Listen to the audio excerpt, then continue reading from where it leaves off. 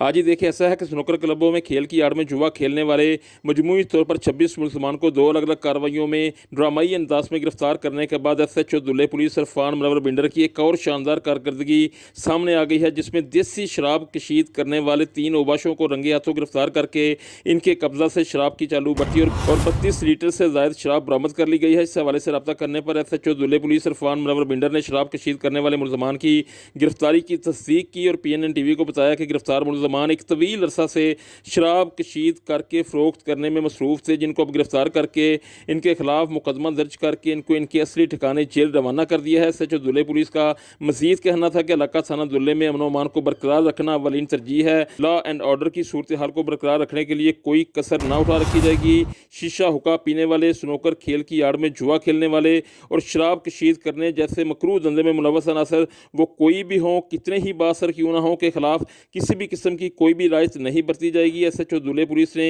शहरियों से भी अपील की और कहा कि जुराइम के खिलाफ मुतहरक दुल्हे पुलिस का साथ दें और अपने इर्द गिर्द जुराइम पेश अनासर पर कड़ी नज़र रखें और मशकूक सरगर्मियों में मुलव्वस अनासर की पुलिस की हेल्पलाइन 15 पर इतला देकर एक जिम्मेदार शहरी होने का सबूत दें।